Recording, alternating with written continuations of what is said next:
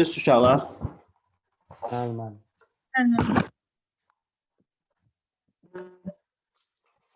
İndi uşaqlar, mən mətni cədvələ çevirirəm. Yenə də insertdən table qrupundan convert text to table elədim. Və uşaqlar deyir ki, hər bir üstun nə ilə ayrılıb? Nöqtə virgüllə və OK düyməsini sıxan kimi artıq mənim mətnimi cədvələ çevirmiş oldu. Bax, mətni cədvələ çevirmək, cədvəl yaratmaqdır. Insertdən table qrupundandır. Amma cədvəli mətnə çevirmək isə cədvəli mətnə çevirmək. Cədvəl var. Cədvəli mətnə çevirmək isə layoutdan data qrupundan. Convert text to text əmri ilədir. Aydındır uşaqlar. Başa düşün. Bundan sonra gəlirəm uşaqlar mən. Insert tab vərəqinə yenidən. Bununla uşaqlar table-dan işimiz qutardı. Gəlir uşaqlar illustration qrupuna. Illustration qrupunda picture, clip art və shapes əlavə etdikdə illustration qrupunda picture, clip art və shapes əlavə etdikdə format tab vərəqi açılır. Format tab vərəqi, yəni şəkillərlə və fiqurlarla işləyən tab vərəqimiz format tab vərəqidir. Onun için öyrənməyəcək. Ancaq bilməlisən ki, hansı tab vərəqi açır və şəkillərlə işləyən tab vərəqi hansıdır. Picture, kompüterimizin yaddaşında olan şəkilləri sənədə əlavə etmək üçündür. Kompüterimizin yaddaşında olan hər hansı bir şəkli sənədə əlavə etmək üçündür. Baxın, hansı tab vərəqi açılır? Format. Clip art. Proqramın özünün sunduğu, Microsoft'un özünün sunduğu şablon şəkilləri sənədə əlavə etmək üçündür. Microsoft'un özünün sunduğu şablon şəkilləri sənədə əlavə etmək üçündür. Clip art. Əvvəlki telefonlarda zatlar var da, hazır şablon şəkillərdir burada Microsoft'un. Məsələn, istənilən birini sənədə əlavə elədin, qoydu bura. Hazır şablon şəkillər Microsoft'un özünün sunduğu şablon şəkilləri sənədə əlavə etmək üçündür. Yeni hansı tab vərəqi açılır? Format.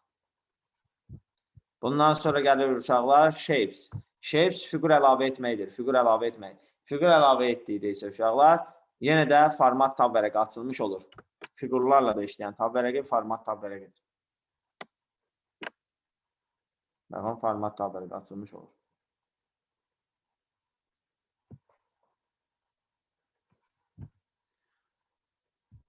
Bundan sonra gəlir uşaqlar smart art. Smart art ağıllı diaqramlardır. Ağıllı diaqramlar. Ağıllı diaqram əlavə etdikdə isə uşaqlar dizayndan format tab vərəqi açılır.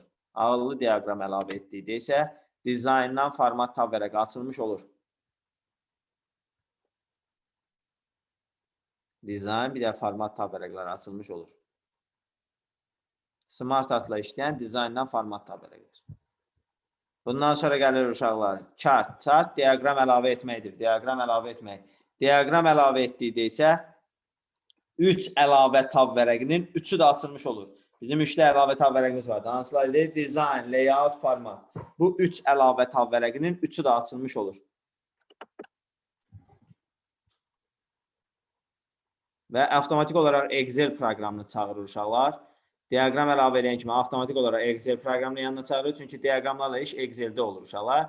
Biz diaqramlarla işi Excel'də öyrənəcəyik. Burada sadəcə bunu bilməliyik ki, diaqram əlavə etdikdə 3 əlavə tab vərəqinin 3'ü də açılmış olur. Baxın, design, layout, format. Bunu OLE kimi açdı da, hə? Hamısında onsuz da elətdə. Onların hamısı OLE deməkdir onsuz da. Digər proqramın obyektləri sizə OLE gedir. Bundan sonra gəlir uşaqlar screenshot. Screenshot ekran təsvirini bizim sənədə əlavə etmək üçündür. Ekran təsvirini bizim sənədə əlavə etmək üçün istifadə olunur. Screenshotu vururam uşaqlar. Ekran istənilən yerini, şəklini çəkib bizim sənədə əlavə etmək olar. Hara istəyən kəsdim. Buraxan kimi birbaşa bizim sənədə kursor olan yerə əlavə edir. Screenshot.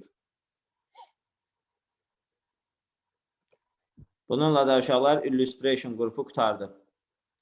Gəlir links qrupu. Əmr var. Hyperlink, bookmark, bir də cross reference. Links qrupunda 3 dənə əmr var. Hyperlink, bookmark, bir də cross reference. Və links uşaqlar keçidlər vermək üçündür. Keçid yaratmaq üçündür links qrupu. Buradan biz keçidlər veririk uşaqlar müxtəlif bir yerlərə keçidlər üçün. Ümumiyyətlə uşaqlar links bilərsiniz də yəqin saytın linki deyirlər. ya da saytın ısılkası, yəni linki deyirlər. Saytın linki nə deməkdir uşaqlar? Məsələn, deyirsən, o saytın bir də linkini atdır mənə. Yəni ki, uşaqlar, onun ünvanı deməkdir. O linkə vurub həmin yerə keçid edirik biz. Links qrupunda 3 dənə əmr var. Hyperlink, bookmark, cross-reference. Hyperlink bizim bu sənəddən istənilən yerə keçiddir. İstənilən yerə. Haranın ünvanını yazsan, orada keçəcək. Da bunun üstündə uşaqlar internet şəkli görüb, yazmayın sadəcə interneti keçir. İnternetə də keçir, amma sadəcə internetə keçmir. Hyperlink, bax, bizim bu sənəddən istənilən yerə keçiddir. Burada keçiddir. Klaviatura düyməsi Ctrl-K-dır. Bookmark sənədin öz daxilində keçiddir. Sənədin öz daxilində keçid yaratmaq üçündür. Sənədin öz daxilində keçid yaratmaq üçün. Necə yəni? Tamam. Eləcəm. Cross-reference isə uşaqlar çarpaz istinaddır. Çarpaz istinad. İndi nədir göstərəcəm? Sizin biləcəyiniz budur. Siz bu formada mən soruşanda cavab verirsiniz. İndi mən bir-bir göstərirəm. Birinci hyperlink. Hyperlink dediyim kimi bizim sənəddən istənilən yerə keçiddir. Klaviatura düyməsi Ctrl-K. Və uşaqlar, məsələn, mən bu yazıya hyperlink verirəm. Seçdim bu yazını. Və gəlirəm bu yazıya hyperlink verirəm. Vurdum uşaqlar. Hara keçid eləsin? İstəyərəm uşaqlar, internet ünvanını yazaram, internet ünvanına keçər. Bura nəyin ünvanını yazsan, orada keçmiş olacaq. Amma təkcə internet ünvanına məcbur deyil. Haranın ünvanını yazsan yaz. Məsələn üçün uşaqlar. C diskində, nə bilim, proqram faizinin içində Adobe-yə keçid eləsin. Və uşaqlar, yolu düşdü bura. Okey. Və üzərinə gətirəndə də yazır. C diski, proqram faiz, Adobe. Və mən bunun üstünə klik eləsəm, birbaşa gedib C diskində, proqram faizinin içində Adobe papkasını açmış olacaq. Amma belə klik eləyəcəksən, gedməyəcək uşaqlar. Çünki belə də kursorun yerini təyin edir. Üstünə də yazanda deyil. Kontrolu basıb klik elədikdə birbaşa həmin ünvana keçmiş olacaq. Yadınızda saxlayın, Word-də linklərin hamısına keçid kontrollandır. Kontrolu basıb bu yazıya klik eləyən kimi birbaşa həmin papkanı açmış olacaq. Aydındır uşaqlar və C diski Adobe-nin içidir bu.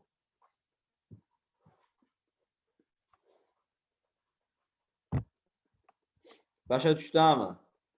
Hyperlink. Bizim sənəddən istənilən yerə keçiddir. O papka yoxdursa error verəcək də. Təbii ki. Həmin ünvan tapılmayacaq.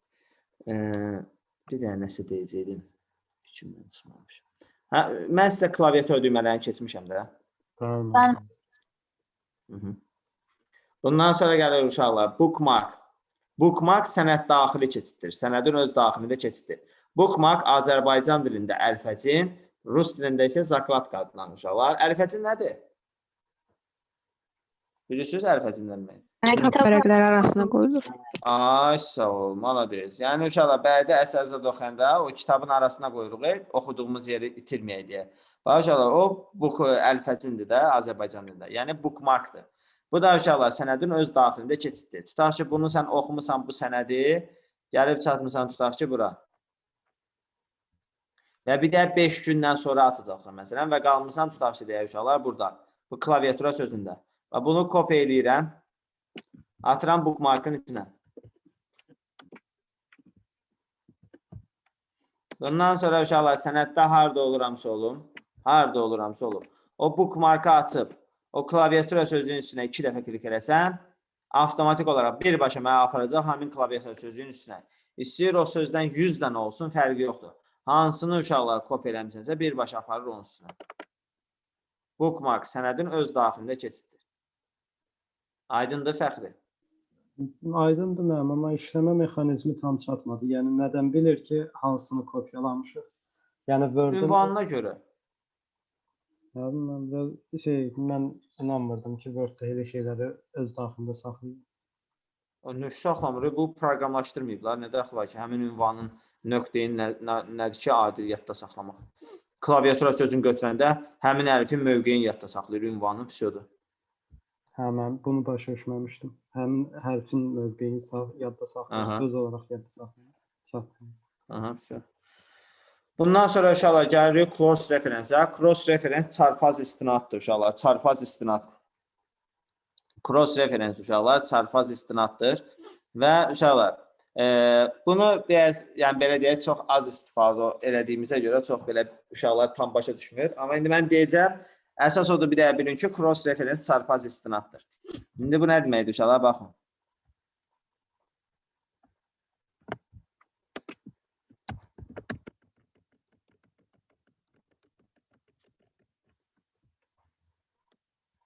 Uşaqlar, mən gəlirəm cross referensi vururam. Kursoru qoydum bura və cross referensi vururam.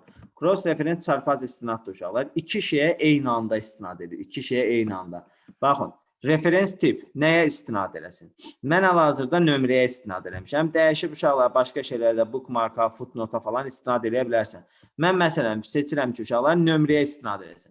Və mənim nömrələnmiş nə qədər abzasım varsa uşaqlar hamısını çıxardacaq bura. Nömrələnmiş nə qədər abzas varsa hamısını çıxardacaq bura. Amma düzgün nömrələnmiş. Ha, gedib sən hər şeyin qabağına elə bir qoyasan ki, onu bura çıxarsın, o mümkün deyil. Abzasların nömrələməyi hardan idi? Home-dan paragrafdan. Baxın, paragrafdan düzgün nömrələnmiş nə qədər abzas varsa uşaqlar, onun hamısını çıxardacaq bura. Bax, mən nömrəyə istinad edirdim və nömrələnmiş bütün abzasları çıxartdı bura. Çarpaz olaraq istinad edirəm, nömrəyə istinad edirdim, bu birinci istinad. Nömrələnmiş nə qədər abzas var, çıxartdı bura. Və mənə hansı abzas lazımdır? Məsələn, tutaq ki, bu ikinci abzas. Seçdim bu ikinci abzası və çarpaz olaraq istinad edirəm. Bu ikinci abzasın mənə nəyi lazımdır? Page number eləsəm, yerləşdiyi səhifə nömrəsini götürəcək. Paragraf number eləsəm, bu abzasın öz nömrəsini götürəcək. Paragraf text eləsəm, nömrəsini yox, tekstini götürəcək. Paragraf full text eləsəm, həm nömrəsini, həm mətnini götürəcək. Məsələn, paragraf number eləyirəm. Bu abzasın nömrəsini götürəcək artıq. Və aşağıda iki şey eyni anda istinad. Birinci istinad elədim nömrələrə. Nömrələnmiş nə qədər abzas var və hamısını çıxartdı bura. Çarpaz olaraq istinad edirəm ki, bu nömrələnmiş abzasın mənə nəyi lazımdır? Page number eləsəm, səhifə nömrəsini götürər. Paragraf number eləsəm, öz nömrəsini. Paragraf text eləsəm, bu textin götürər. İndi paragraf number elədim, bu nömrələnmiş abzasın nömrəsini götürəcək. Yəni nəyi? İkini. Və bunu insert edir bura. Və uşaqlar, sabahları mən bu ikiyə klik eləsəm, birbaşa mənə aparacaq həmin abzasın özünə. Bu da nə üçün istifadə olunur? Məsələn, bəzən görərsiniz, yazır ki, ardı, məsələn deyirəm, ikinci abzasda və yaxud da ardı 5-ci səhifədə. Bu zaman uşaqlar bunu yazında, artıq məsələn yazıram, ardı ikinci abzasda. Tutaq ki, 2 nömrəli abzasda. Daha 2 saat uşaqlar 2 nömrəli abzası axtarmırsan. Birbaşa bu 2-nin üstünə klik eləyən kimi, birbaşa mənə aparacaq həmin ikinci abzası. Aydındır.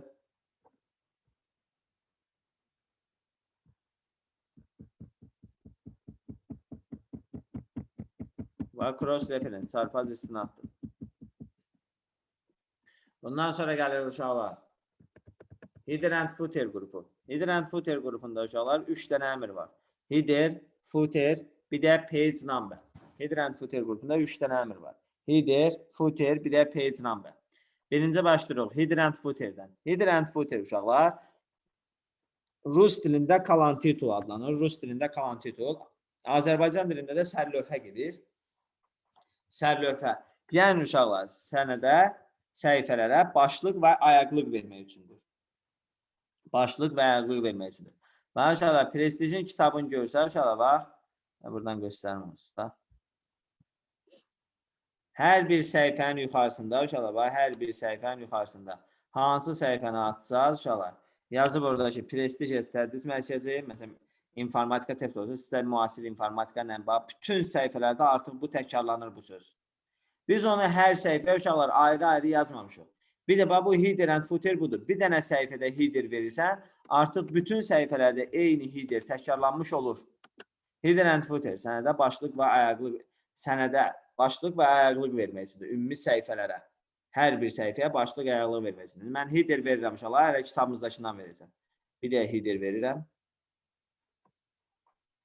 Məsələn, yazıram prestij.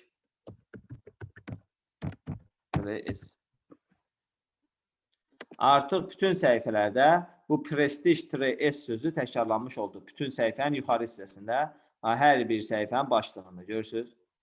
Bu prestij sözü təkrarlanmış olacaq. Bir digər səhifəyə verirsən, artıq bütün səhifələrdə eyni şey təkrarlanmış olur. Footerdə versəm səhifənin hansı hissəsində təkrarlanacaq uşaqlar? Bu aşağı hissəsində. Aydındır mı? İndi uşaqlar belə bir sual var. header and footeri redaktə eləmək üçün nə etmək lazımdır? Üstünə Məsələn, iki burada defa görürəm A artıq düşüb, bəli. Header and footeri redaktə eləmək üçün header and footerin üzərində mouse'un sol düyməsini 2 dəfə klik eləmək lazımdır. 2 dəfə klik edirsən asılır. Burada məsələn bunu sürdüm. Artıq bir də səhifədə elədinsə, bütün səhifələrdə avtomatik olaraq dəyişmiş olacaq. Müəllim, arada gecikməklə görürəm. Mən hər kəs elədi, yoxsa təkcə məndə deyiləm. Məndə də elədim.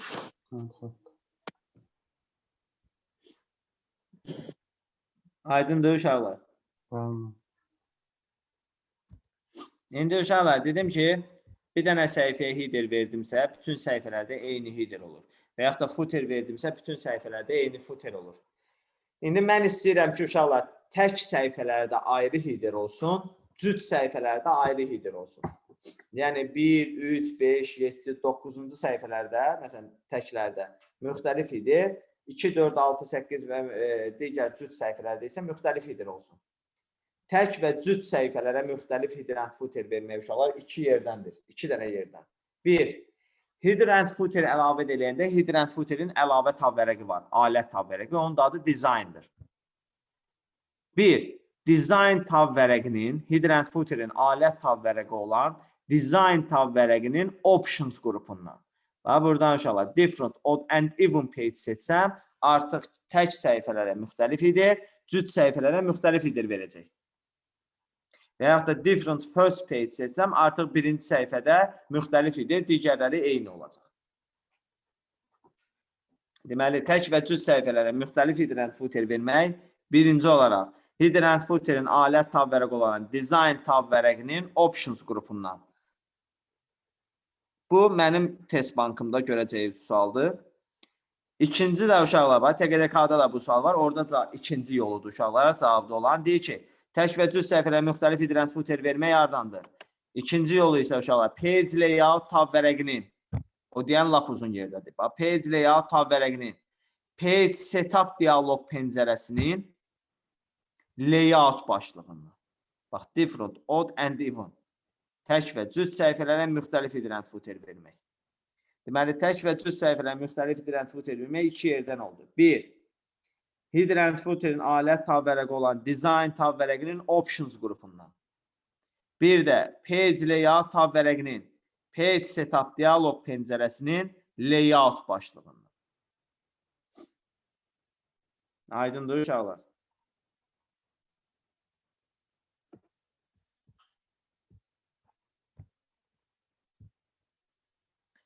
Dedik ki, uşaqlar, header and footer qrupunda 3 dənə əmr var. Header, footer, bir də sonuncu gəlir page number. Page number səhifəni nömrələməkdir. Səhifəni nömrələmək. Bax, qarışdırmıyor. Abzasları nömrələmək home-dan, paragrafdandır. Səhifəni nömrələmək isə insert-dən header and footer qrupundandır. Page number əmri ilə. Biz bununla uşaqlar səhifələri nömrələmiş oluruq. Header and footer qrupundan page number əmri ilə səhifələri nömrələmiş oluruq uşaqlar. Və buradan uşaqlar biz sənədimizə səhifə nömrəsi yerləşdirmiş oluruq. Yuxarısında, ortasında, aşağısında, harasında isə uşaqlar səhifə nömrəsi yerləşdirmiş oluruq. Və birinci səhifənin nömrəsi neçə olur uşaqlar? Birinci səhifənin nömrəsi neçə olur? 1 olur. 1, ikinci səhifənin nömrəsi 2, üçüncü səhifənin nömrəsi 3. Belə-belə səhifə bir də artır, nömrə də bir də artı gedir. Mən indi istəyirəm ki, uşaqlar, birinci səhifəmin nömrəsi 5-dən başlayaraq nömrələnsin. Yəni, birinci səhifənin nömrəsi 1 yox, artıq birinci səhifənin nömrəsi 5, ikinci səhifə 6, bu cür nömrələnsin. Bunu hardan təyin edirik? Insert-dən, header and footer qrupundan, page number-nin içində. Və burada format page number var. Format page number-ə daxil oluruq. Və burada var start at. Neçədən başlayaraq nömrələnsin. Artıq mən bunu 5 seçsəm, artıq birinci səhifəmizin nömrəsi 5-dən başlayaraq nömrələnmiş olacaq. Aydındır uşaqlar hamıya. Tamam. İndi bir dənə də belə bir sual var uşaqlar. Deyir ki, uşaqlar, məsələn, bir dənə də belə bir sualımız var.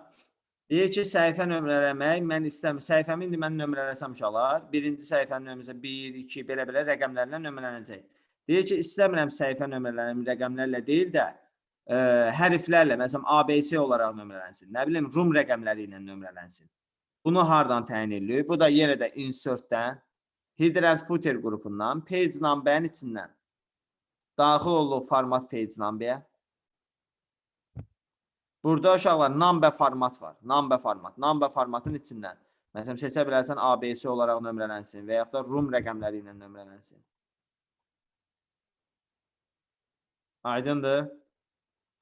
Deməli uşaqlar, o üçün səhifə nömrələri ilə bağlı işlərin hamısı insert-dən header and footer qrupundan page number-ın içində olan format page number-dəndir. Hamısını buradan təyin edin. İndi uşaqlar, ümumiyyətlə yadınızda saxlayaq ki, uşaqlar, səhifə nömrələmək özü də iki cür olur. Mənim öz qəbul sualımdır bu. Səhifə nömrələmək hardan olur? Səhifə nömrələmək özü iki yerdən olur. Bir, insert-dən header and footer qrupundan page number əmri ilə. Bu heç bayaqdan danışdığımız. Biri də uşaqlar, yenə də insert-dən header and footer qrupundan header və footerin özündən və bu header və footerin özündən şablonlar seçməklə. Şablon məqdər. Burada bir dənə hazır şablon variant var ki, uşaqlar. Adı puzzle-dır. Onu seçəndə həm də səhifə nömrəsini yerləşdirir. Və header footerin özündə bir də puzzle adlı şablon var ki, onu seçəndə həm də səhifə nömrəsi yerləşdirilmiş olur. Bax, onu seçdim. Artıq birinci səhifə nömrəsinə və düşdü avtomatik olaraq 1. Bax, ikinci səhifə 2. Üçüncü səhifə 3. Səhifə nömrələmiş olur. Orada even bir də odd deyə seçenek var idi. Onların fərqi nədir? Heç yoxlamamışam. Baxın. Yəqin təkə cütə görə nəsə fərqlənərdi.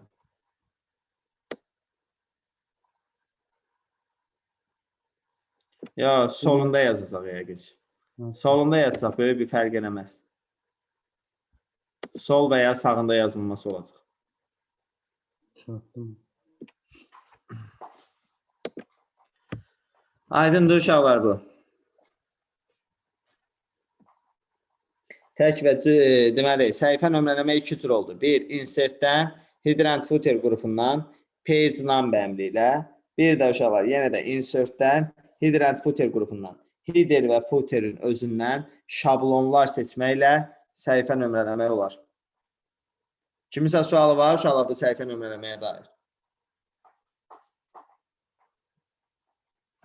Bundan sonra gəlir uşaqlar text qrupuna. Text qrupunda uşaqlar birinci gəlir text box. Text box sənədə mətn qutusu daxil eləməkdir. Mətn qutusu daxil eləyib onun içinə yazırsan. Sonra mətn qutusunu hara istəyirsən aparıb qoya bilərsən. Bu əsasən, nə bileyim, jurnallarda, qəzetlərdən, uşaqlar üçün, balaca uşaqların, nə bileyim, kitablarında zətdə, dahisin uşaqların kitablarında zətdə istifadə olunan bir şeydir. Nə bileyim, məsələn, jurnallarda, qəzetlərdə zətdə burada olur. Məsələn, hansısa futbolçu zat haqqında məlumat yazılır, kənar hissədə, sağda, solda. Və uşaqlar o üçün istifadə olunur, text box, mətn qutusu daxil eləməkdir. Bundan sonra gəlir uşaqlar, quick parts. Quick parts tez-tez istifadə olunan mətn fraqmentlərinin sənədə yerləşdirilməsi üçündür. Tez-tez istifadə olunan mətn fraqmentlərinin sənədə yerləşdirilməsi üçündür.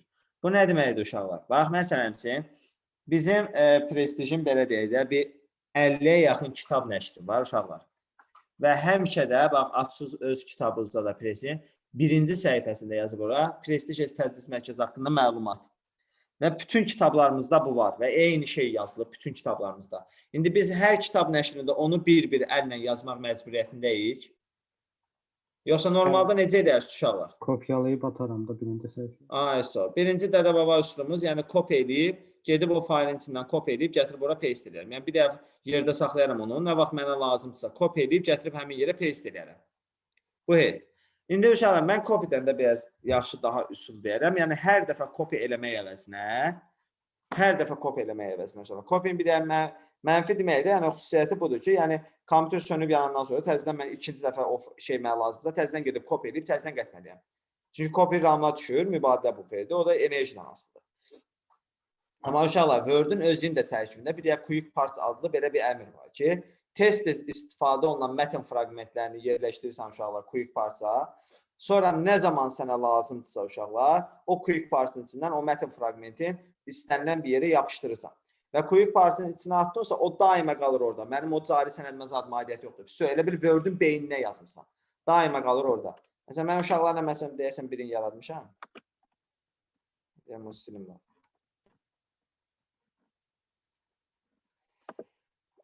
Görün, buradadır o.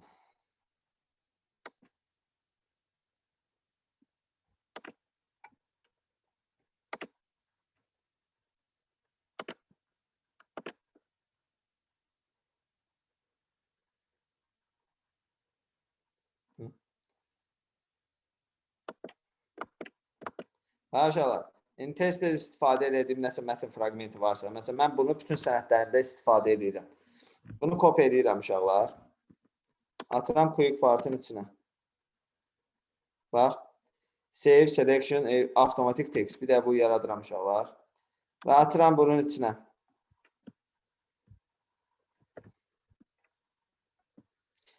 Bax, okey. Bundan sonra uşaqlar atdım bunun içinə. Bax, buradadır. Da bu mənim cari sənədimə aidiyyəti yoxdur. Bu qalıb quick partın içində.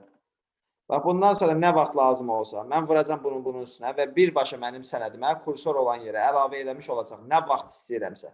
Bunun özü cari sənədə aidiyyəti yoxdur. Bir dənə yeni Word açdım. Təzə Word, sıfırdan başlayıram. Mənə o hissə lazımdır. Test var. Bax, girirəm bura quick partın içinə. Buradadır. Nə vaxt vursam birbaşa kursor olan yerə əlavə edəcək. Mən onu oradan silənə qədər uşaqlar dəxli yoxdur. İstəyirsən 20 ildə olsa da o artıq orada. Mən onu oradan silənə qədər daimi oradadır. Tez-tez istifadə olunan mətn fraqmentlərini sənədə yerləşdirmək üçün istifadə olunur. Aydındır uşaqlar quick part hamıya. Aydındır. Bundan sonra gəlir uşaqlar word art. Word art uşaqlar müxtəlif formalı yazılar yazmaq üçündür. Müxtəlif formalı yazılar yazmaq üçün istifadə olunur. Məsələn, yazsam. TGDK, bu da sualıdır. Go.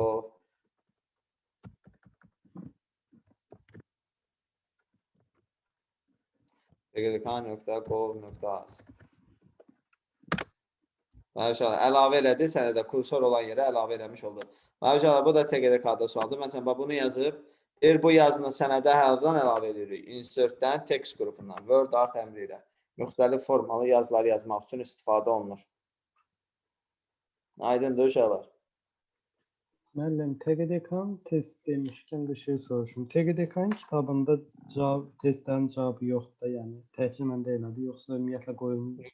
Yoxdur. Sınaqların cavabı var, amma mövzu testlərin yox. Tapdım. Olsa təkrarda işlətəcəm onu. Deyərəm, atacam, deyəcəm nəyən özüm cavablanım.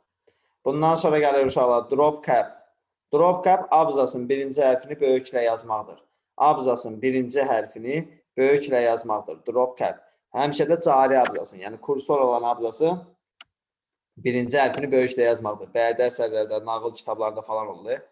Abzasın birinci hərfini böyüklə yazmaqdır. Drop cap. Bundan sonra gəlir uşaqlar signature line. Signature line uşaqlar sənədə imza xətti əlavə etməkdir. İmza xətti əlavə etmək. Uşaqlar bununla biz sənədə imza xətti əlavə edə bilərik.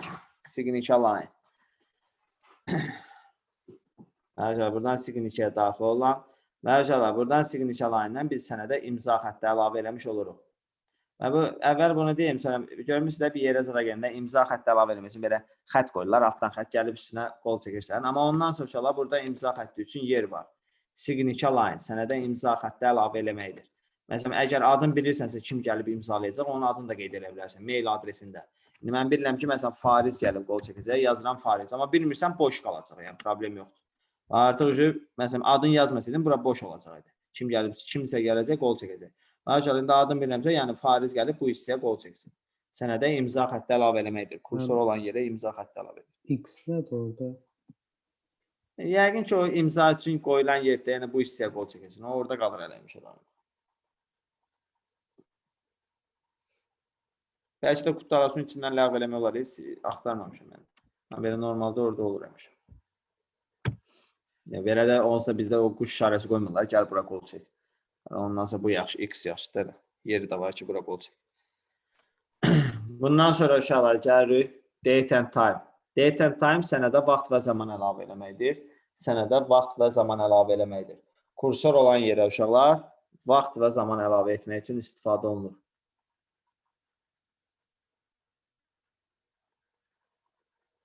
Uşaqlar, hər bir vacib sənədin sonunda bilirsiniz ki, ayın tarixi qeyd olunur da.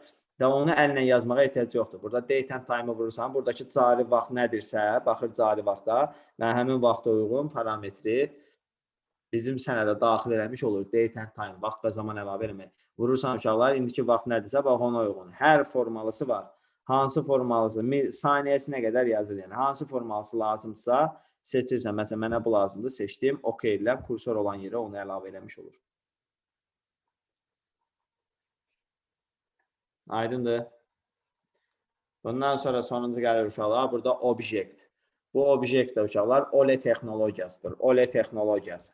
OLE texnologiyası da demişik nədir? Bir proqramdan çıxmadan digər proqramın elementlərini istifadə eləmək. Və obyektin öz içində uşaqlar 2 dənə əmri var. Bir obyektin özü var. Obyektin içində 2 dənə əmri var. Bir obyekt, bir də text from file əmri. Birinci obyekti deyirik. Obyekt OLE texnologiyasıdır. Bir proqramdan çıxmadan digər proqramın elementlərini istifadə etmək. Word-dən çıxmadan birbaşa Excel-i çağırıram bunun içinə. Bax, hər şey fırlandı oldu Excel. Vur kənara olsun Word. Vur təzdən üstünə olsun Excel. Və OLE texnologiyası budur. Bir proqramdan çıxmadan digər proqramın elementlərini istifadə etmək. Bax, indi qəbulda çox asan, biraz da belə deyək də, uşağı çaşdıran bir tip sual var idi. Amma çox asan sualdır əslində. Deyir ki, uşaqlar, Excel-dəki yaratdığın bir faylın içindən, Excel faylı var, yaratmışsan, kompüterdə var. Onun içindəki hər hansı bir yazını Word faylına necə əlavə edərsən? A variantında qoyulub ki, uşaqlar, OLE texnologiyası vasitəsilə. Bu səhvdir uşaqlar.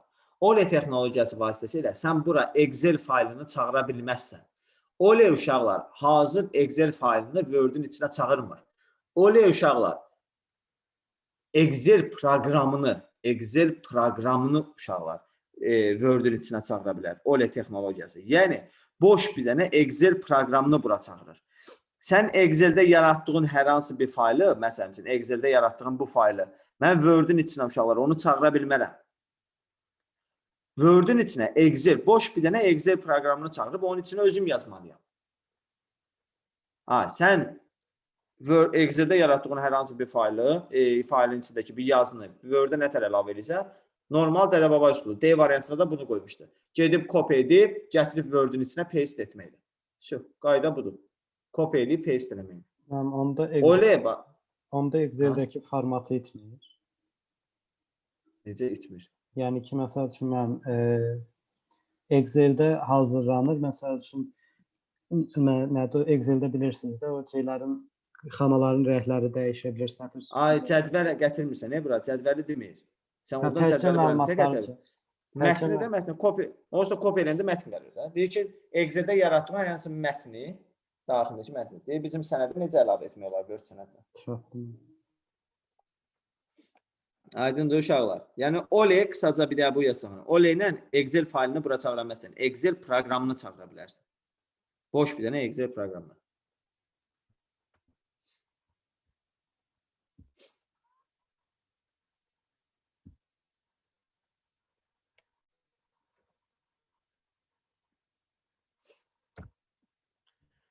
Bundan sonra uşaqlar, obyektin içində dedim 2 dənə əmr var. Bir obyekt, OLE texnologiyasıdır. Bir də text from file əmri. Text from file əmri bir neçə Word sənədini birbaşa bütövlükdə bizim sənədə kursor olan yerə əlavə etmək üçündür. Bir neçə Word sənədini birbaşa bütövlükdə bizim sənədə kursor olan yerə əlavə etmək üçündür. Bir neçə Word sənədini birbaşa bütövlükdə. Baxın uşaqlar, daxil olan text from file-a. Görürsən, harada nə var? Burada var. Uşaqlar, bir neçə Word sənədini, hansıları istəyirəm, seçirəm. Bir neçə Word sənədini birbaşa bütövlükdə bizim sənədə, bu kursor olan yerə əlavə edir. Insert edən kimi, bir neçə Word sənədini, bu 3 dənəsini birbaşa bütövlükdə bizim sənədə kursor olan yerə əlavə edir. Özə bütövlükdə müəyyən bir hissəsini eləyə bilməzsən. Bunların içində, bu işlənənin içində nə qədər məlumat varsa, hamısını bizim sənədə kursor olan yerə əlavə edirik bütövlükdə. Bir neçə Word sənədini birbaşa bütövlükdə bizim sənədə bax, kursor olan yerə əlavə edirik. Nə qədər məlumat var idisə olan içində, bax, hamısını bizim sənədə kursor olan yerə əlavə etdik. Aydındır.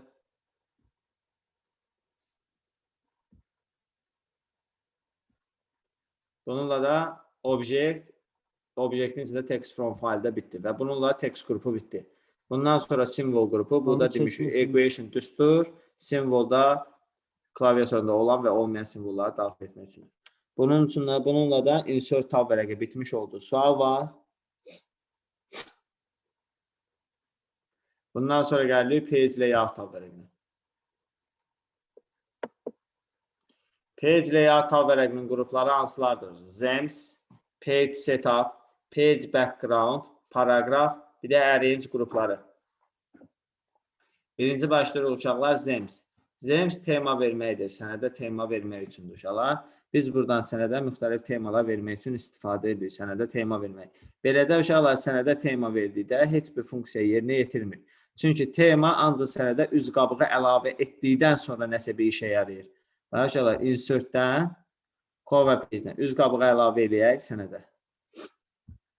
Üz qabığı əlavə etdikdən sonra uşaqlar bu Themes nəsə bir işə yarayır. O da rəngi dəyişməkdir.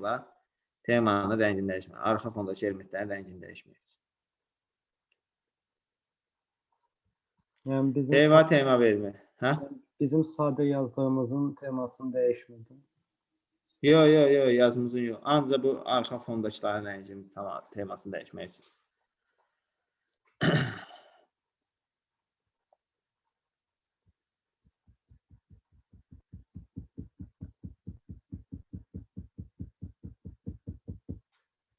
Tema deməli sənədə tema vermək üçün istifadə olunur.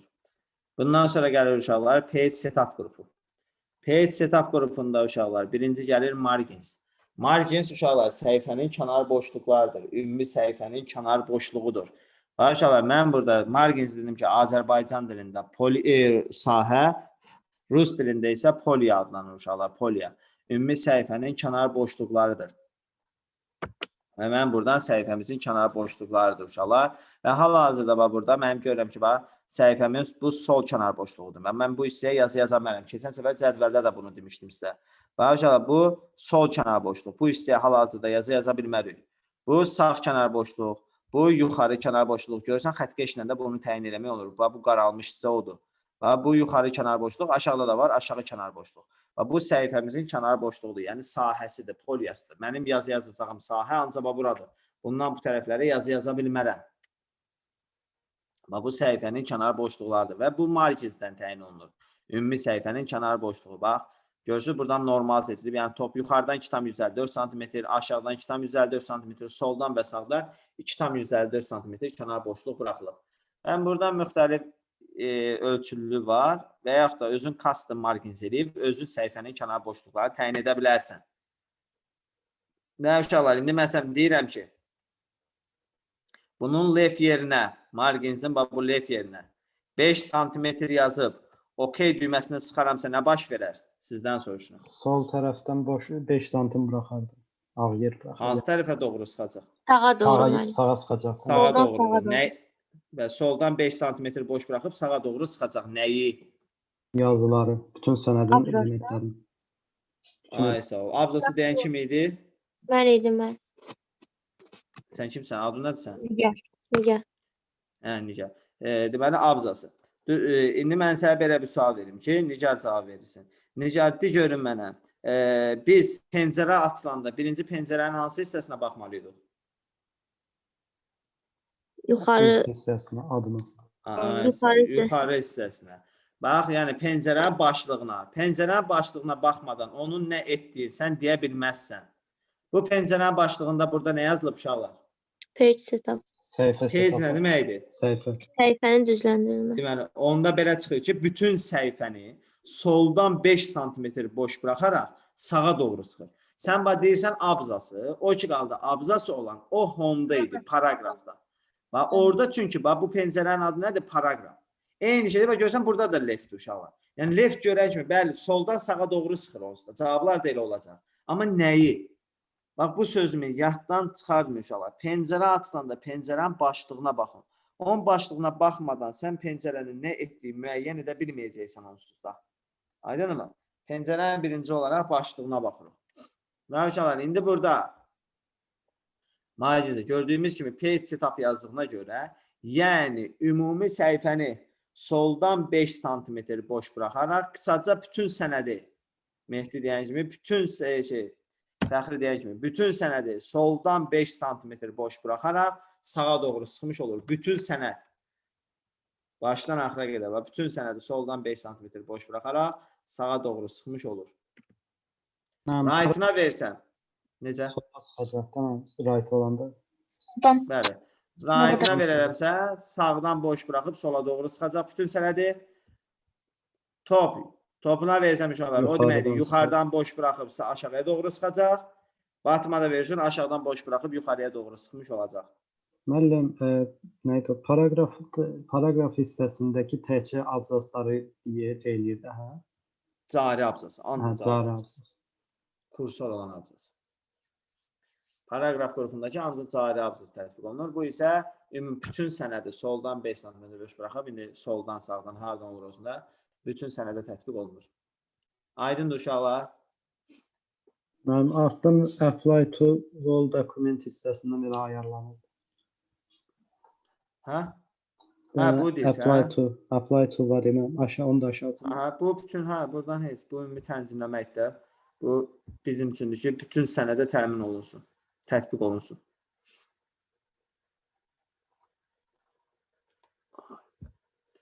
Bundan sonra uşaqlar gəlirik orientation. Orientation'da uşaqlar var, portrait, bir də landscape.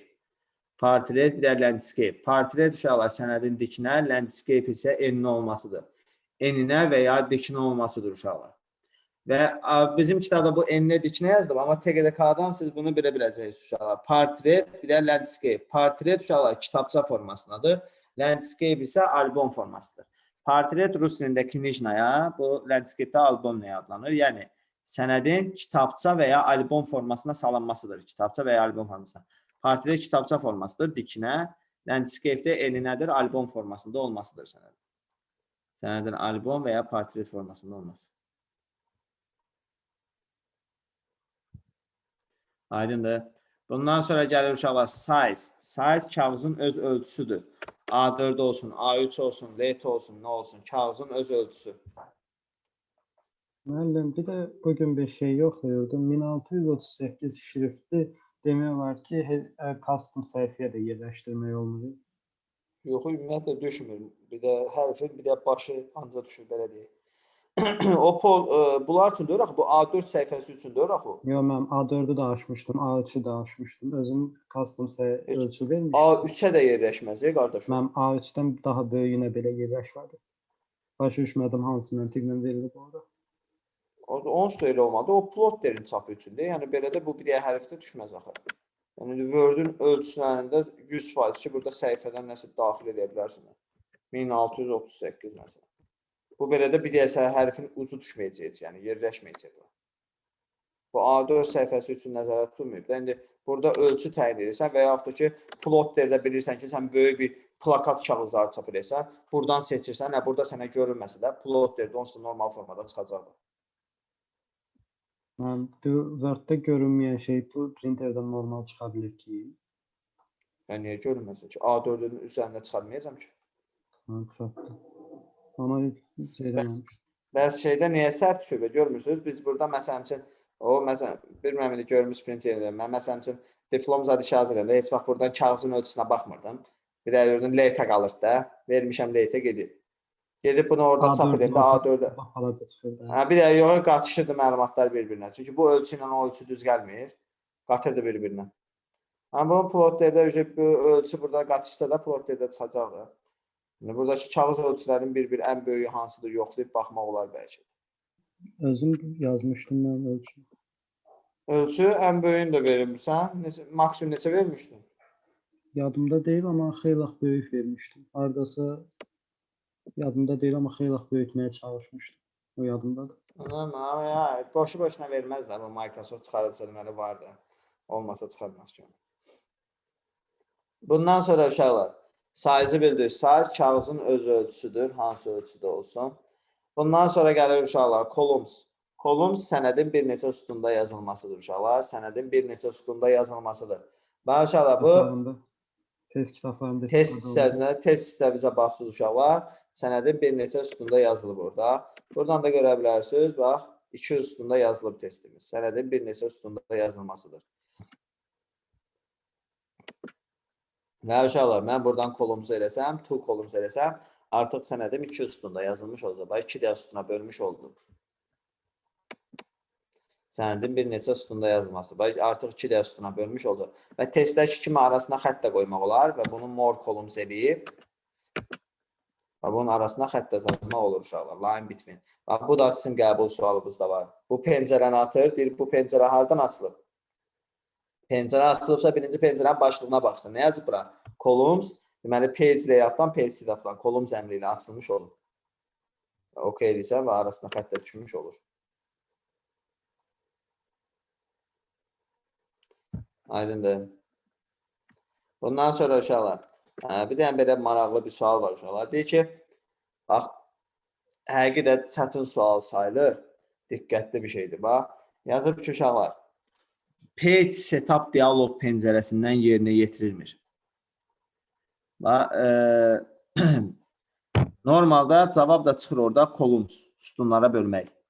Uşaqlar, page setup dialog. Mən özüm o sualı uşaqlar elə bilmişəm ki, bütün cavablar düzdür. Yəni, neçəncidən sonra görmüşəm ki, page setup dialog pəncərəsini soruşur.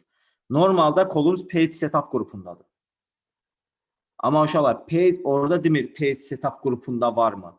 Page setup qrupunda desə, bəli, columns var, sütunlara bölmək var.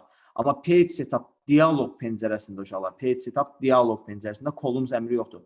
Columns öz xüsusi pəncərəsində açılır.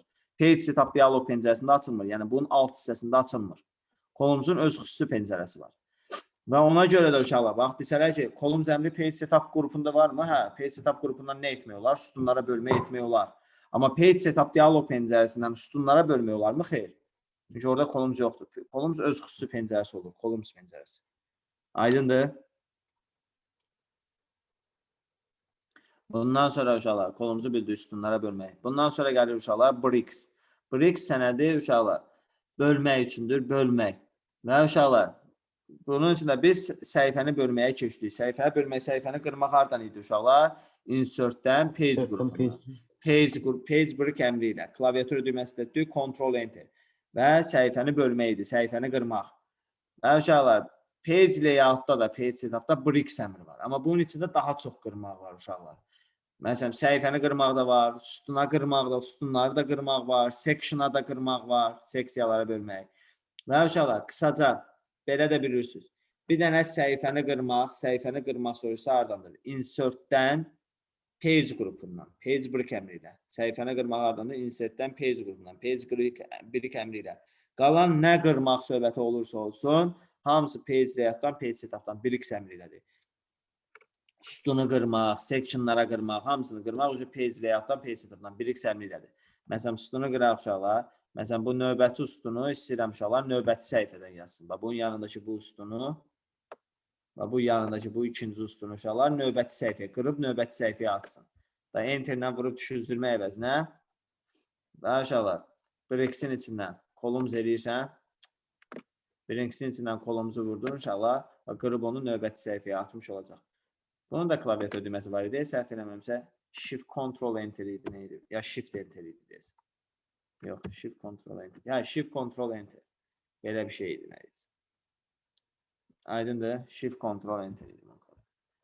Ctrl Enter səhifəni qırır, Shift Ctrl Enter sütunu qırır. Nəysə, onun klaviatura düyməsi o qədər vacib deyilsə, əsas o da bilin ki, uşaqlar, bir dənə səhifəni qırmaq insertdən page qrupundan, page brick əmri ilədir. Onun klaviatura düyməsini bilməlisiniz, Ctrl Enter. Qalan nə qırmaq söhbəti oldu uşaqlar? Hamısı page layoutdan, page setupdan, bricks əmri ilədir.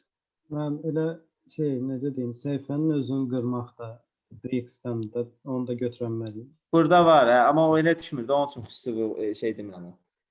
İkiləri şey bilməsinlər. Bir dənə o səhifəyə qırmaq həmişə insertdən salırlar. Bundan sonra uşaqlar gəlir burada hibernation. Hibernation uşaqlar sətirdən sətrə keçməkdir.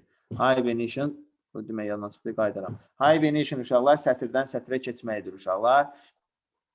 Bu da nədir uşaqlar? Def işarəsi qoyub, sözü hecalara bölərək sətirdən sətrə keçmək, sözü hecalara bölmək üçündür uşaqlar bu hibernation. Və uşaqlar, məsələn üçün, burada gördüyümüz kimi uşaqlar, məsələn üçün, burada boş yer vardır, mən bu hissəyə yaza bilərəm hələ ki. Bu xəttə qədər, bura qədər hamısını yaza bilərəm. Mən buradan yaza bilərəm. Bu, kompüterlər sözünü uşaqlar buraya yaza bilərdi, amma yazmayıb, çünki düşüdüb bir yana, çünki kompüterlər sözü bu hissəyə yerləşmir. Amma com yazıb, tire qoyub, puterləri bu tərəfə keçə bilərdi, əgər mən bu hibernationu aktivləşdirsəydim. Hibernation budur, sətirdən sətrə keçmək. Amma bu yalnız ingilis əlifbası üçündür. Azərbaycan əlifbası üçün işləmir uşaqlar. İngilis əlifbası üçün sözü hecalara bölülür, sətirdən sətrə keçmək üçündür. Sözü hecalara bölmək üçün. Aydındır? Bundan sonra uşaqlar gəlir burada line number. Line number isə sətirləri nömrələməkdir. Sətirləri nömrələmək. İndi başdan deyirəm. Qatışdırmayın bir-birinə. Abzasları nömrələmək. Home-dan, paragrafdan. Səhifəni nömrələmək. Insert-dən, header and footer qrupundan. Page number. Səhifəni nömrələmək. Abzasları nömrələmək. Home, paragraf. Səhifəni nömrələmək. Insert-dən, header and footer qrupundan. Page number əmri ilə. Sətirləri nömrələmək isə page layout-dan, page setup-dan line number əmri ilədir. Line number. Oradan line number eləyirəm. Line numbering. Line number. Add line numbering elə dön və bütün sətirlər nömrələnmiş olacaq artıq.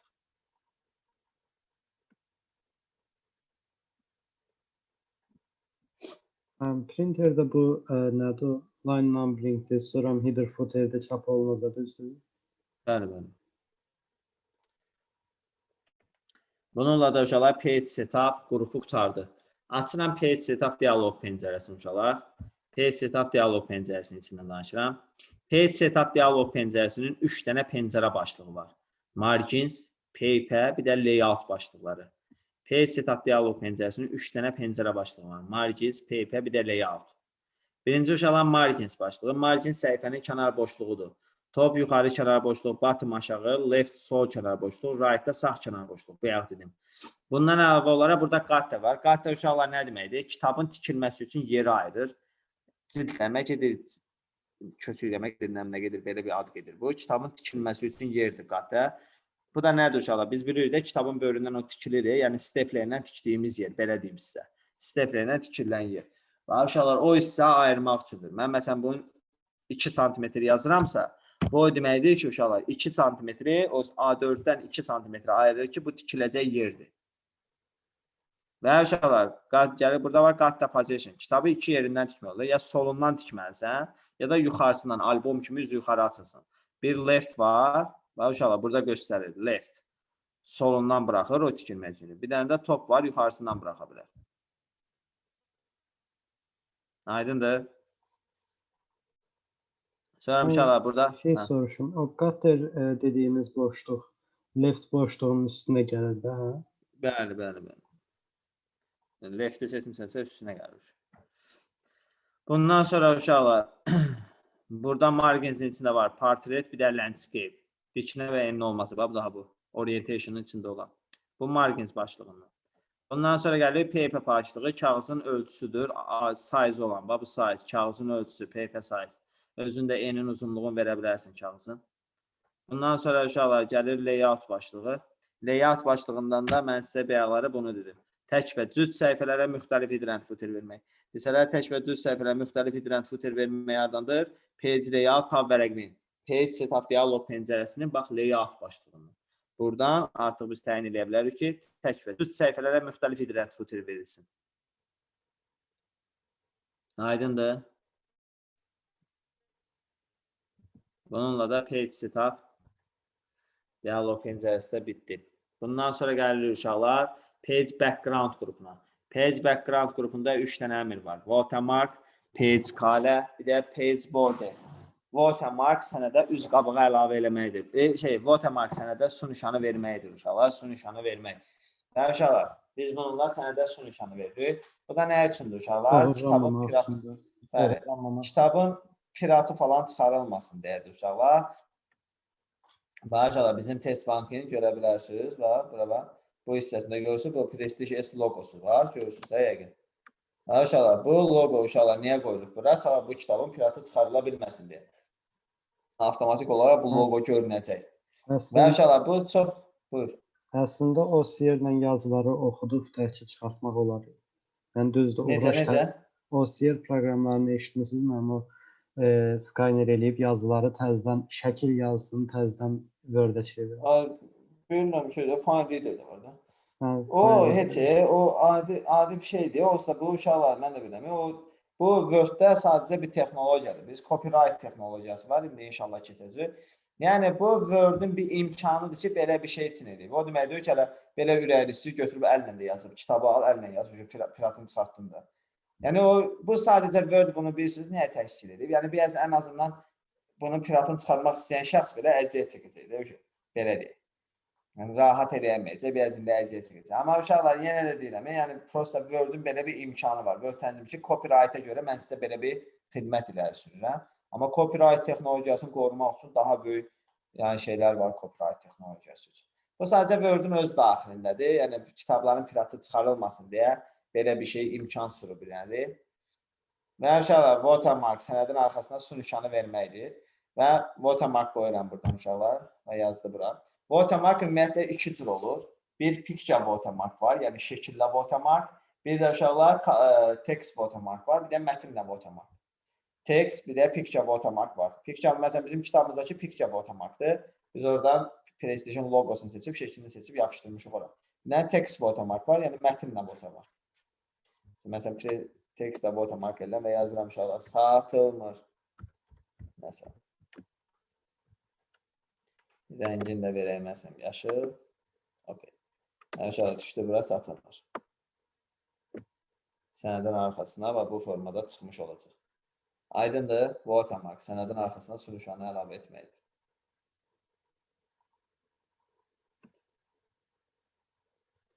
Bundan sonra uşaqlar gəlirik. Watermark'ı bildirir. Bundan sonra var uşaqlar burada page color. Page color ümumi səhifənin rəngidir. Ümumi səhifənin rəngi. Nərədə olsun? Ümumi səhifənin rəngidir. Aydındır mı? Watermark ümumi kağızın rəngidir. Bundan sonra uşaqlar gəlir page border. Page borderdə səhifəni çərçivəyə almaqdır. Ümumi səhifəni çərçivəyə almaq. Uşaqlar qatışdırmayın. Home'da da var idi border. Bu abzası çərçivəyə almaq idi. Bu isə uşaqlar page borderdir. Ümumi səhifəni çərçivəyə almaq.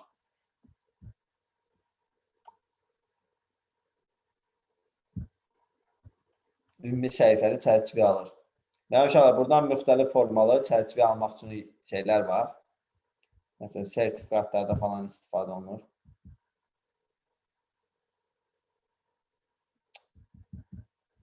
Məsələn, seçdim beləsini oxuyayım. Artıq bu formada çərçivəyə almış olur. Çərçivəyə almaq. Aydındır uşaqlar.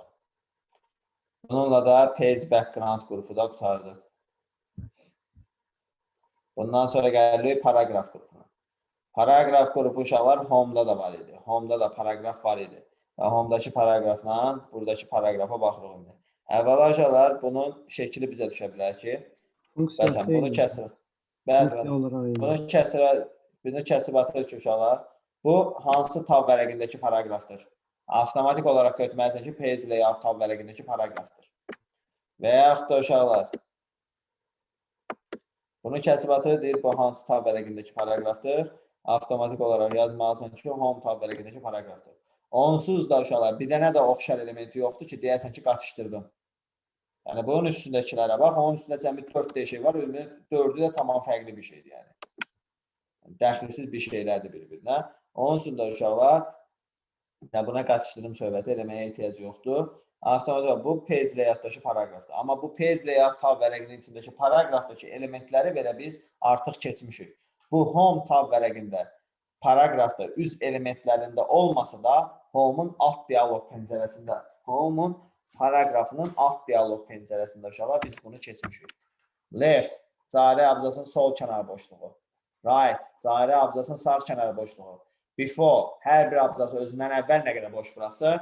After, hər bir abzas özündən sonra nə qədər boş bıraxsın. Burada isə bu onun alt dialoq pencəsində olan left, right, before, after-ni page layout-da götürüb qoyurlar üz elementlərini. Left, right, before, after. Bu paragrafın da alt dialoq pencəsindən sonra yenə yeni şey açılacaq. Onsa buradakılar da uşaqlar. Götürüb sadəcə bunu götürüb qoyurlar üz elementlərinə ki, yəni alt dialoq pencəsinə girilməsin deyə üz elementlərinə də qoyulur. Left, right, before, after. Left, cari abzasın sol kənar boşluğu. Right, cari abzasın sağ kənar boşluğu. Before, hər bir abzası özündən əvvəl nə qədər boş bıraxsın. After, hər bir abzası özündən sonra nə qədər boş bıraxsın. Aydındır uşaqlar. Başa düşdü ama. Bu da uşaqlar oldu bizim paragraf qrupu. Bundan sonra gəlir uşaqlar. Bu before, after bunları demişdik. Onsa paragrafın alt dialoqunda left-i, right-i, before-nu, after-ni demişdim. Line spacing-i də demişdim. Sətirli arası məsafə. Bir dənə burada bu special-dır. Bunu da demişəm, xəttkeşi danışanda deyəcəm. Oradan line spacing-i enter'in olduğunu deməmişdiniz. Yoxsa enter başqa, enter before after deyil, tanışdım. Enter after idi, after. Before, yox, after. Hər bir abzas sözündən sonra nə qədər boş bıraxsın. Enter buranda, enterin məsafəsidir. Bundan sonra gəlir uşaqlar arrange qrupuna. Arrange qrupundakılar gördüyünüz kimi deaktivdir. Çünki uşaqlar arrange qrupu qrafik görüntülərlə işləyən qrupdur. Yəni şəkillərlə, fiqurlarla işləyən qrupdur. Qrafik görüntülərlə işləyən qrupdur uşaqlar. Şəkillərlə, fiqurlarla işləyən qrupdur. Arrange qrupu. İndi uşaqlar, onun üçün mən bura bir də qrafik görüntüdən falan əlavə edirəm. Yəni şəkildən, fiqurdan nəsə əlavə edirəm, onun üstündə işləyək. Bir də fiqur əlavə edək.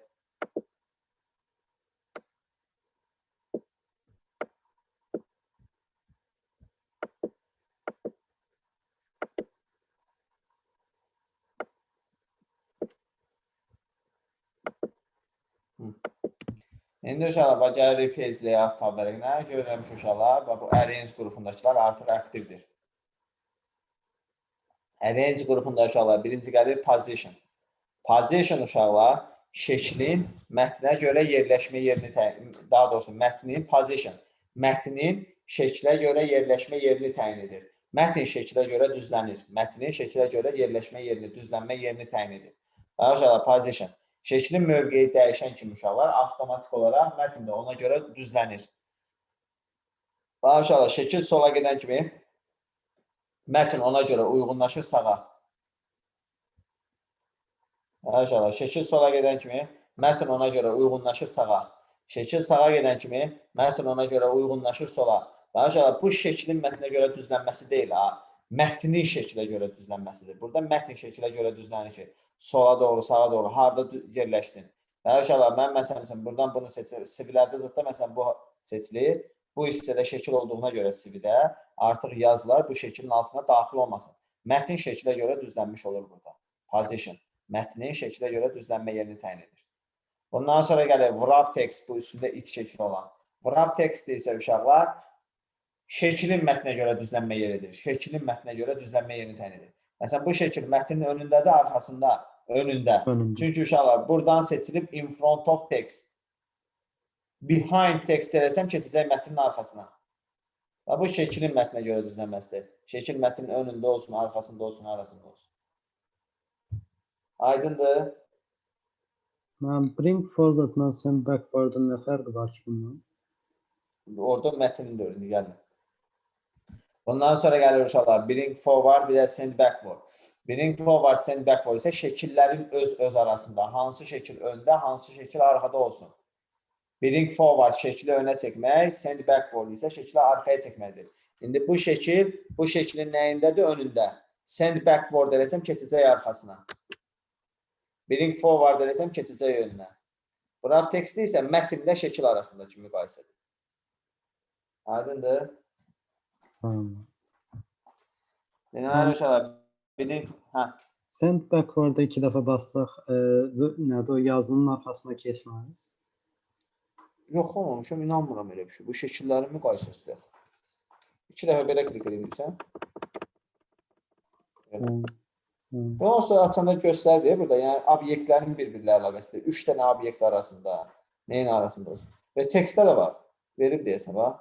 Heç içində görməmişdim. Send behind text. Yox, keçidir Word. Heç görməmişdim. Ha, belə ümumidə şey üçün deyilir bu. Onun önündə də var. Text içində verib. Burada da şəkil, təkcə mətn üçün çox şey var da bu. Mətnin ortasına gəlsin, neyinə gəlsin. Da bu qədər yoxdur orada.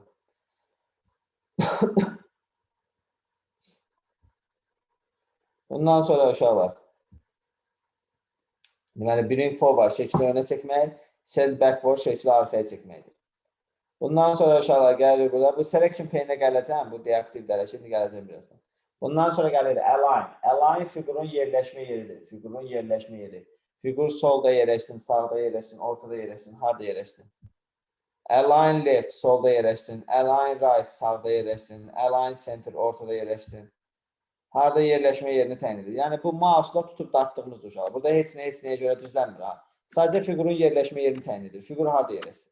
Mouse'la özünü də dartıb yerləşdirə bilərsən və ya da bu align-dən konkret yerləşdirsə də align left, solda yerləş. Align right, sağda yerləş. Nə biləm, align center, mərkəzdə yerləş. Aydınmı? Və align-in içində uşaqlar bir dənə burada yadda saxlayırıq, view grid lines var. View grid lines uşaqlar sənədi tor xətlərinin görünməsidir və riyaziyyat dama dəftəri formasına salır uşaqlar. Riyaziyyat dama dəftəri formasına salmış olur, baxın. View grid lines'ı vururam. Sənədin arxasına tor xəttə əlavə, səhifənin arxasına tor xəttə əlavə etməkdir. Riyaziyyat dama dəftəri formasına salır və uşaqlar bu çapda düşmür. Bu view grid line çapda düşmür. Biz bu view grid lines'in əsas yerini keçəcəyik uşaqlar. View tab vərəqindədir. Bax, grid lines. Tor xəttləri görünsün, səhifənin tor xətti görünsün və ya görünməsin. Və gözəl riyaziyyat dama. Amma bu yadınızda saxlayın, page sınavda da görərsiniz. Page layout'da arrange'də, align-in içində də var o. Tor xətləri görünsün, görünməsin. Səhifənin tor xətləri. Amma çapda düşmür uşaqlar bu grid lines.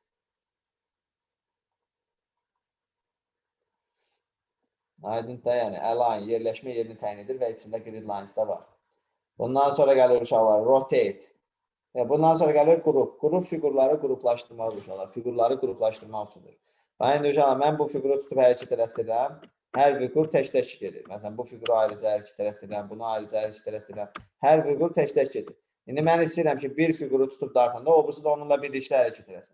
Bu zaman uşaqlar bu fiqurları qruplaşdırıram. Bunu seçdim. Kontrolu bastım, gəldim, bunu seçdim. Və bu iki fiquru seçdim və gəlirəm buradan qrup əmrini vururam. Artıq bunlar qruplaşdı. Artıq bunun birini tutub dartında, o birisi də onunla birlikdə hərəkət edəcək. Yenidən qrupluqdan çıxarmaq istəsəm, bunu seçdim, gəldim, bunu seçdim. Yenidən ungrup eləsəm, bunlar qrupluqdan çıxmış olacaq.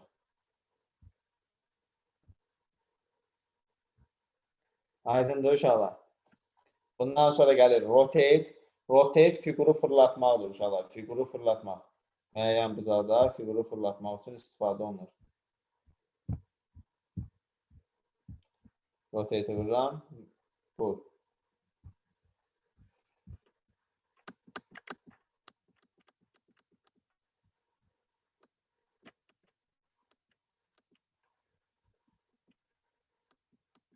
Bu niyə deyəkdir?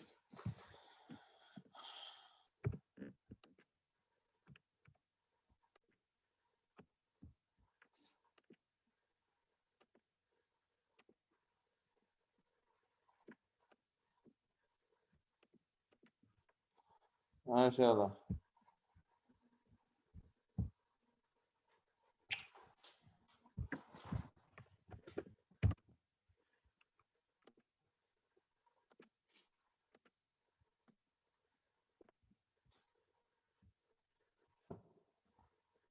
Rotate fiquru fırlatmaq üçün istifadə olunur. O 2003 sənədidir deyə elə problem çıxarır. Rotate fiquru fırlatmaqdır uşaqlar. Fiquru fırlatmaq üçün istifadə olunur. 94. Telefonlarınızda da var da şəkili fırladır. Rotate. Fiquru fırlatmaq üçün istifadə olunur. İndi uşaqlar, gəlirik sonuncu burada uşaqlar. Selection pane var. Selection pane. Gördüyünüz kimi deaktivdir uşaqlar. Çünki bu 2003 sənədidir, deaktivdir. O bir sənəddən göstərəcəm indi. Rotate. Selection pane. Bu uşaqlar selection pane qrafiki görüntülərin görünüb görünməməsi üçündür. Qrafiki görüntülərin görünüb görünməməsi üçün istifadə olunur. Məsələn, belə şəkillər, fiqurlar, təkcə fiqur yox, yəni istənilən qrafik görünür. Şəkil, fiqur fərqi yoxdur.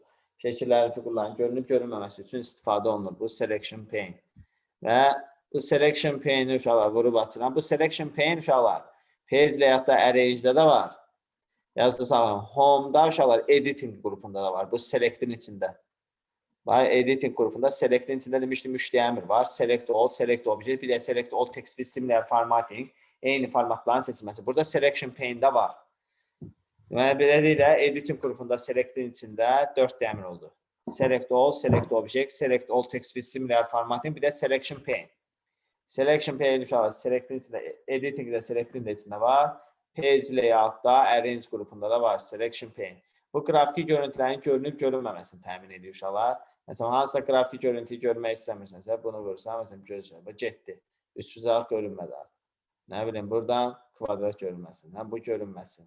Görünsün və ya görünməsin. Müəyyən an üçün, özü üçün götürə bilərsin, görünməsin. Hide ol-ələ hamısı gizlənsin. Show ol-ələ hamısı görünsün. Qrafiki görüntülərin görünüb görünməməsini təmin edir. Aydındır.